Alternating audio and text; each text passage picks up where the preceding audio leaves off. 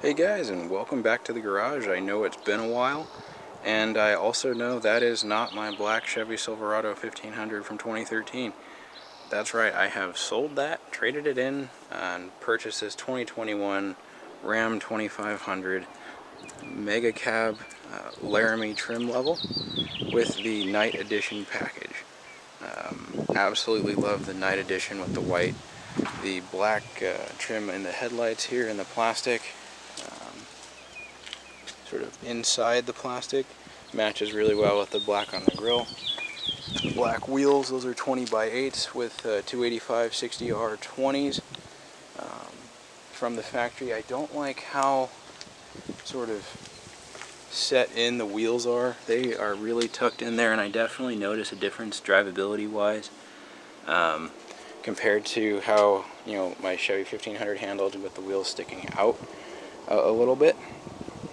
Coming to the inside of this guy, family is probably more of a priority for me now that I'm getting older, just turned 30. Right now it's just me and the wife. Hopefully it won't always be that way. And I wanted enough space for kids, car seats, all that. These seats do fold down. Handle up top here folds them down this way. You get a ton of storage behind each seat.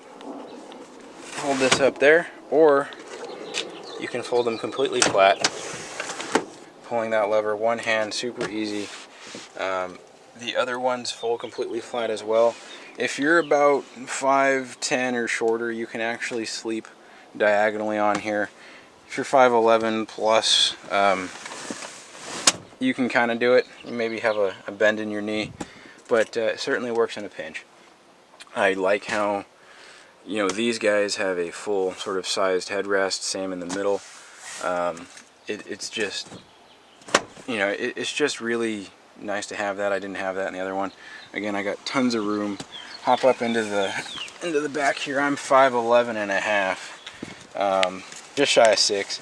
Kind of stopped right there. I got plenty of leg room here. I can slouch for days before I even come close to that seat. The side lever. Let's see if I can see that. Yeah, side lever down here. Pull that guy.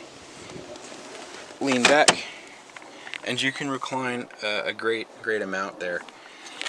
And honestly, I would love to ride in the back of my own truck. I don't really say that a lot about any of my vehicles, but this one I wouldn't mind riding in the back of for a while. You've got, and this truck actually came in the Laramie edition with heated rear seats. You've got 115 volt 400 watt power outlet, USBs, 2 of those, and then also 2 direct phone chargers, and then your HVAC controls there. You got your sort of dome light. It's a nice sort of soft white, maybe I'll say 3500, 4000K, not too bright, but also it does have that sort of new LED look. Hop up to the front.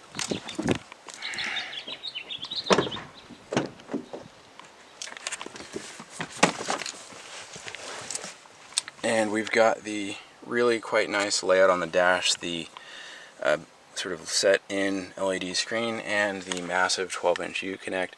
Didn't know if I'd love this in a truck. I had the chance to rent this vehicle for a week for a vacation, and I absolutely did love it, so I ended up doing the same thing when I went to buy this one. You've got your trailer brake controller there.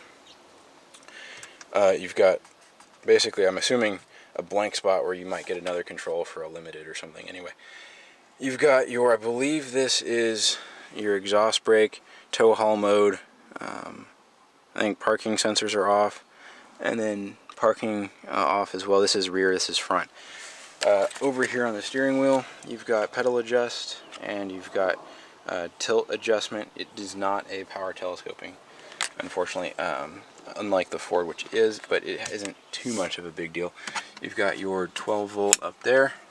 Slide this back, you have a 115 volt down there, as well as a wireless charging pad, which is an option on this truck.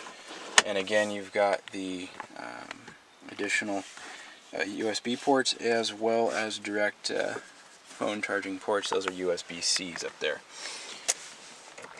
Unlock the hood, you've got parking brake down here, light controls here, and then parking brake release. Alright, that is it for the lights. You do have the option here to adjust the cabin dome lights as well as the brightness on the screen in the dash and on the Uconnect there. Moving over to the center console, you have, well, quite a bit. So you have this cup holder with some coin slots that slides at the push of this button here. Slides back and forth. Coming back to the main part of the console here, you've got a really quite deep bin. You have the option to, if you pay attention to the max fill line there, you can slide this back all the way, access this up front. Down sort of way in here, you can see they've got the sort of outlines of the first, second, third, and fourth gen Cummins, and then that is actually a piece of plastic that flips up and functions as a divider between the back half and then the front half if you don't want your stuff rolling around. Up on the top of the sort of the thing that flips up there, you've got a whole bunch of sort of trigonometric identities, Cartesian and polar coordinates. Really great if you're in high school, but other than that, I will never need that. This folds down. You have another option here that folds up. You do have a USB charging port there. Okay, moving now to the passenger seat. You get sort of directly in front of you two glove boxes. Everything in this truck is also very well illuminated. You got a light in the top of that glove box. And then down here, another glove box, also accompanied with a nice soft LED light.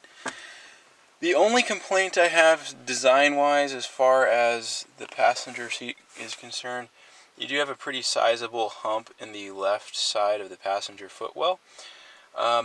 As a lover of power and torque, I am kind of okay with it. That is the inline six sort of protruding back a little bit into the cab. There is still quite a bit of room for your feet. It just takes a little bit of getting used to, but the wife did point that out. As far as the controls, it's pretty typical over here. You got window, power door, power locks, and then just power windows. You do have the heated and cooled seats as well for the passenger seat, along with the leather sort of trim here. You got the suede with the leather and the nice piping on the stitches here in the back and on the driver's side as well. Now moving up to the engine, we'll hop out. Alright, moving out to the engine here.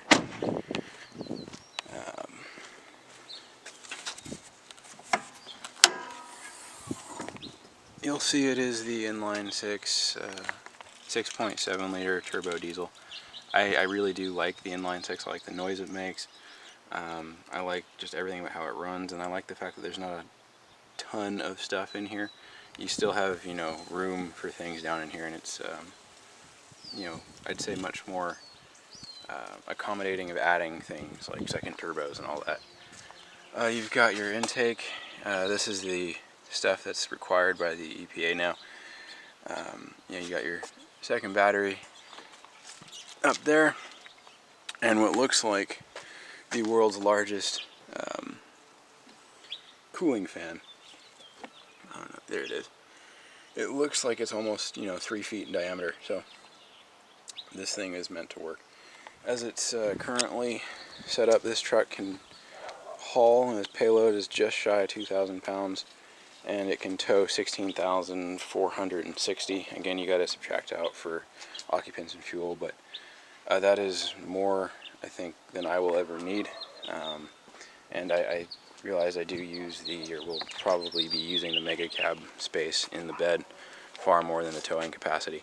Alright, I'll set this up for a quick drive after one final look at the engine, and then we'll see how it drives. Alright guys, go ahead and get in the cab, go for a drive. Let's go ahead and get going. Start her up, get comfy here. It is pretty warm out today. And turn that down just a smidge. Alright, so we'll get going. I have heard that, you know, braking in heavy duty trucks is a little bit, I don't know, it's kind of exhausting. Coming from a Chevy 1500 that was lifted, I find that these brakes are nicer. We do have exhaust brake tow haul mode. I do love sort of always driving with the exhaust brake on. You get the sound, you also get, well, you kind of have to press the brake pedal much less. It generates quite a bit of power. You'll see that here. Anyway, we'll go ahead and get going. Coming out here in the Mega Cab, it is 250 inches long, but it doesn't really feel like it most of the time. I can kind of tell that the wheelbase is a smidge longer, but it is not too bad. See if we can't get a little bit of engine noise come in here, and it feels like, you know, you're in a very smooth ride. For me, coming from a lifted Chevy 1500, the ride in this is actually smoother, which I find to be incredible given the fact that this is a heavy duty truck. You know, I've got 44 miles an hour already, still quiet in here. Took no time at all to do that. So, you know, driving this thing has been really just quite fun. We're going to go ahead and do a bit of a loop here. Now that we're coming up to a light, I'll show you what else we got on the Uconnect. You can go ahead to the surround view. Again, you got your backup, you got 360. We can go ahead and take a look now also at the bed camera while you're on the road. Just, you know, I've already taken a trip up to Tahoe in a different car, same model and everything. I had a chance to rent this before I bought this one. And that one really helped make sure everything was fine back there. The center line does adjust with the wheel, which is very useful if you're, you know, trying to back up in a line, a gooseneck, or a fifth wheel. So you go back to media. You've got your Sirius XM, Bluetooth, AM, FM radio. You've got, you know, a typical sort of phone. You got your backup camera, quick link, and we're gonna head out here now again. If you want, let's see if I can get you guys a shot of the exhaust brake here once I cycle through.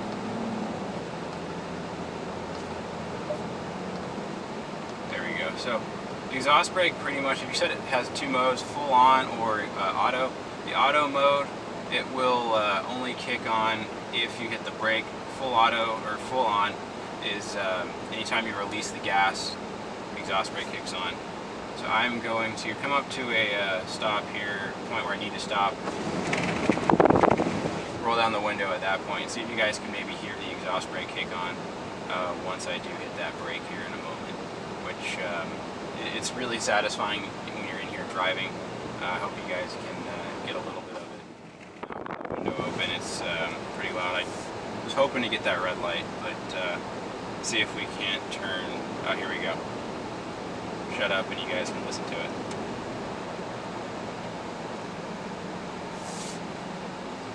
It's really tough to hear. I don't know if you'll hear it come through on the film. You did see on the gauge though it kicks up. I found it incredibly useful for going down, you know, mountain roads. The exhaust brake basically took the place of the transmission braking you would normally do to save your brakes on a downhill. For me, I usually see, you know, completely unladen, you know, just an empty truck, not towing anything, not hauling anything, coming downhill on a mountain road at highway speeds. I'd get it up to about 70 horsepower on the gauge.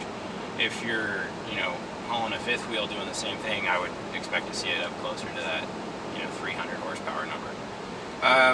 Coming up to this intersection, we're going to head back now. We've got a 3-lane road and a 250-inch long bumper-to-bumper Mega Cab to flip a UE with. So we'll see how this goes. This is a new truck. I've only got 367 miles on it total, picked up from the dealership at 62. So I haven't had a chance to make a whole lot of U-turns. We'll see if we can do it here. That, of course, no problem. Didn't have any issues or concerns about it. I've done one with like a 2-lane road, and that one I had to back up and 3-point it, but it's really got a pretty good turning radius. considering how long it is. It handles itself very well. It doesn't feel like a massive truck. The mirrors help you see everything you need to see.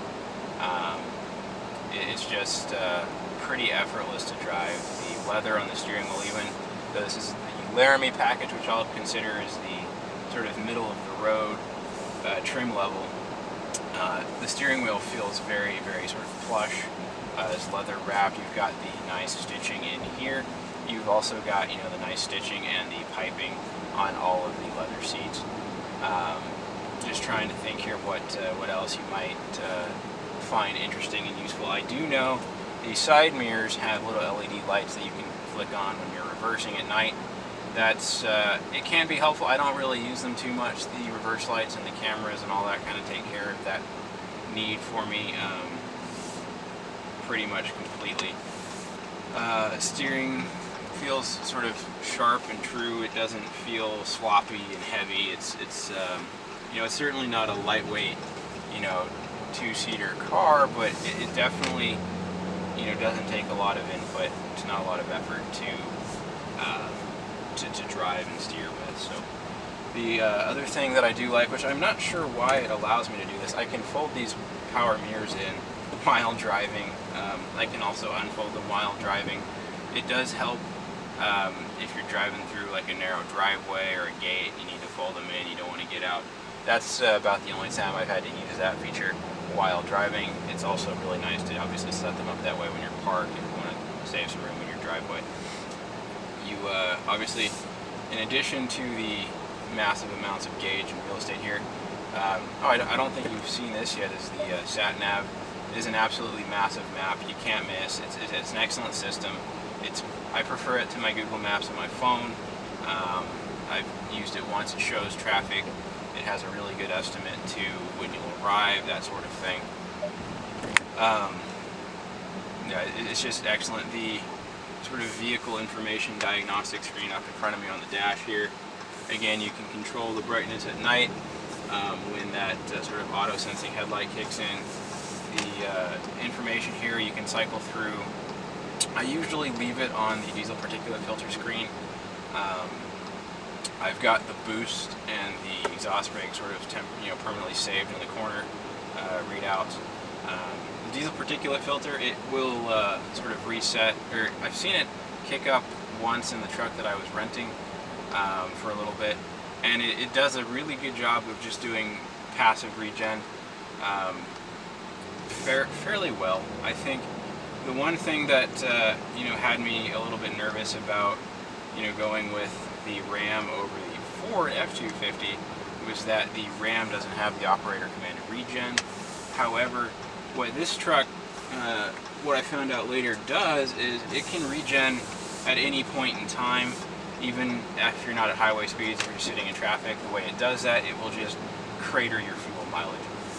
It will simply inject additional fuel into the engine. I think, I'm probably wrong, but I think it's after the cylinder explodes. You get a little bit of extra fuel on the way out, and it helps increase the exhaust gas temperature so you can then regen your DPF while driving at any point. You don't have to be doing highway speeds. I saw that also kick on while I was doing the rental. I rented it for a week, drove 600-700 miles with the thing. I had one active regen. It took 20 minutes. It started and finished while I was doing errands. Never once did I get on the highway. And seeing that really told me, it wouldn't interrupt my daily life. And that was sort of the final reason for me to go with the Cummins over the Ford.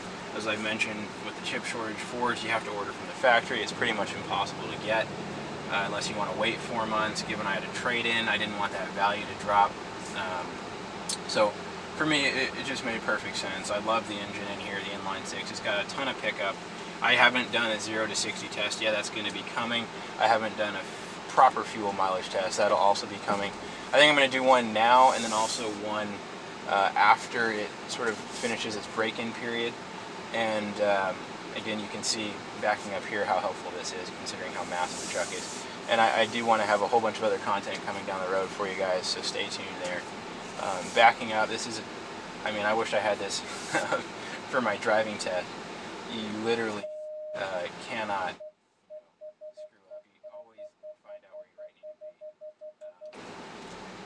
driving test. That's it. Pretty much done it over there. If you guys have any questions for me on sort of drivability, what it's like to drive, what the buying experience was like, where I got it, put them in the comments below, and I will see you guys next time.